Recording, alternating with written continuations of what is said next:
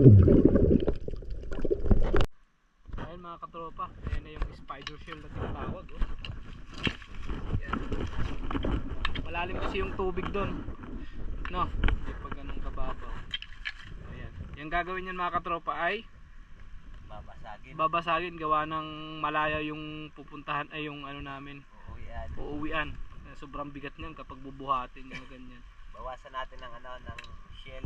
Bawasan. Para gumanga naman yung ano pagdala natin. Konti mga katrops. Wala na. Hop. Ayan. Technique oh.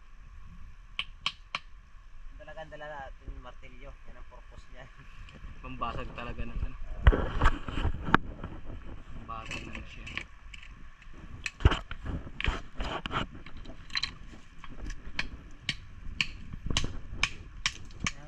Yun oh. Ginaganon lang oh. Spider shell. And lahat yan, ganun ang gagawin natin. Kaya update na lang pagluto niyan. Oo. Kasi anong luto? Adobo ano? Adobo sa gata. Yan, adobo sa gata. Balig gata lang. Magluluto tayo ng sahang. Una, itapon mo na.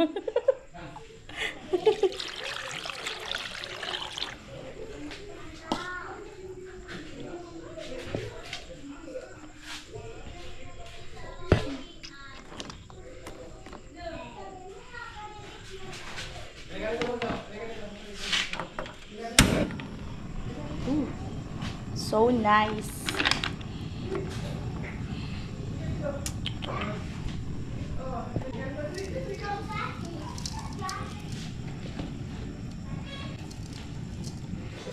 Ayan mga katropa, yung spider shell oh. Makikita nyo naman talaga mga katrops oh.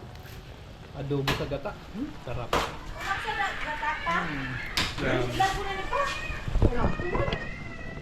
Ayan. Ayan mga katropa, ilalagay na yung pangalawang gata kasi luto na talaga. Sarap na nito. Ayan na nga. Minekos-mekos na nga yan isa. Wow. Minekos-mekos na nga. Spider shell na tinatawag. Masarap sa gata. Adobong gata yun tayo. Bigla kami tao yun. Dahil adobo sa gata. Kala ko adobo sa gata. Hindi pa. Adobo sa gata ba? Hindi, isa yan.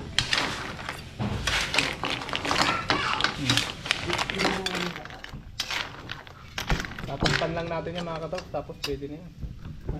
Kain na.